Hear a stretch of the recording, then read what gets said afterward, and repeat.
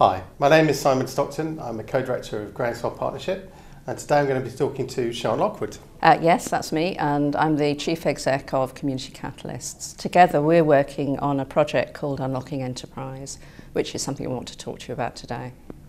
Okay, so I'm going to start by asking Sian if you could tell us a little bit about what Unlocking Enterprise is. Yes, it's a method we've both developed, which is intended to enable organisations to really understand the gifts and skills and talents of the people in the organisation. That's not just staff, but the people that are supported by the organisation as well. And then to help those people use those gifts and talents in enterprising and imaginative ways, which benefit them, the organisation and the community around. Okay, so could you tell us a little bit about how it works in practice? Well, we are at the moment testing this out with a very brave organisation called McIntyre, and the methodology does seem to be working very well. We started by planning, of course, working with senior managers to help them think about how the implications of this way of working, because it has very radical implications if it's taken seriously. We're in the middle at the moment of talking to all the staff teams around the country to explain what the methodology is, how we're going to use it, what we mean by identifying skills and gifts and helping people use those. And then we are going to be identifying 3 sites where we're going to do this intentionally. It's probably worth saying that organisations work in this way already. Organisations are very aware of the gifts and talents of their staff, and they're also people working in a person-centred way will be already very aware of what people want to do. What we're really doing is helping organisations build on that and help it to work intentionally for everybody, so that nobody's wasted and all that imagination and creativity is really used.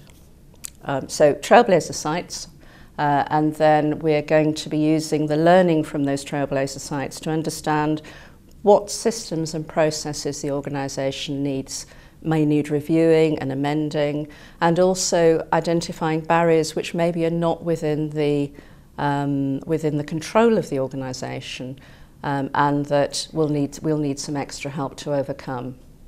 And then the final bit of this is actually embedding this so that it works automatically and for everybody.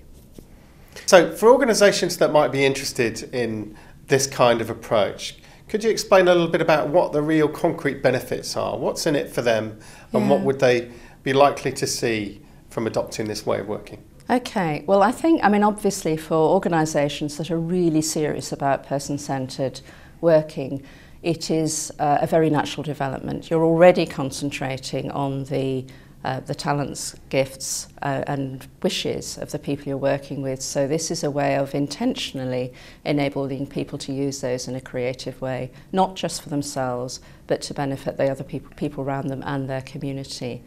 It's a way we've found of connecting people to their community and enabling community to see them in a very different way as people with gifts and skills, not just needs. We think this way of working is extremely satisfying for staff, and so we think there will be a real impact on staff retention, because you will have staff who feel that they're using their whole selves for their work and are able to are able to bring all of themselves to their job, and that will be really beneficial for them. And we also think commissioners will see this as a way of working really imaginatively and creating added value for the people that they're paying for you to support, and that in itself will be an extra benefit.